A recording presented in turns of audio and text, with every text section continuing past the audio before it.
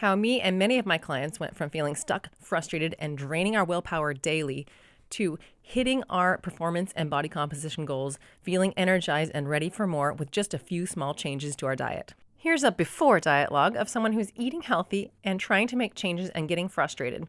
Before we go on, I want to just map a few things out, starting with energy intake. The number on the left is the number I hit that day. The number on the right is my target. Below that, we have carbohydrates, protein, and fat, and there's a number adjacent to that, which also indicates the same thing. The line is a further illustration of how well I did at hitting that target on that day. One quick aside, these are my macronutrient targets and they're specific to my body and my goals. They're not going to be the same for you. Keep that in mind as we work through this. So again, this is before I started making changes. I ate eggs and toast and a piece of fruit for breakfast with my coffee. I went out for a salad for lunch, and then for dinner I had a tofu and broccoli stir fry with rice. In just a moment, I'm going to start scrolling through so you can see what food choices I made for the day. And while that's happening, I'm going to draw your attention to how it impacts on the energy and macronutrient numbers. Energy.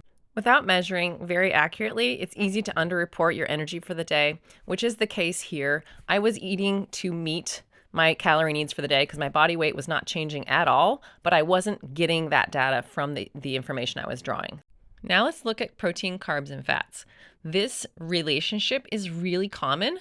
Typically, fat or carbohydrates, sometimes both, are either meeting or busting through the roof of your target needs.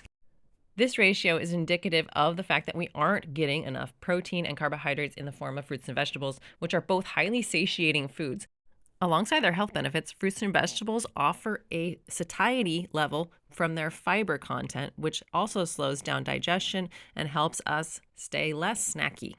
Protein in enough of a dosage also offers a huge satiety benefit, not to mention what it can do for our muscles, brains, hearts, longevity.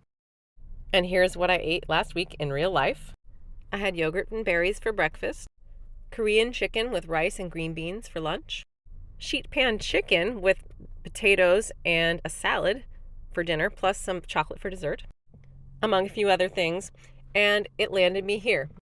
Within 5% of my goals for energy, protein, and carbohydrates, and a little short on fat. And here are the biggest differences my clients and I notice when we do this well. First and foremost, we just feel freaking good. We have more energy for the day. We have fewer energy slumps. We feel less snacky, bingy, hangry. But even better than that, we hit our performance and our body composition goals. And the really cool part is you don't necessarily have to track your food intake with these food logs in order to experience some amazing changes. Follow along with my recommendations listed below.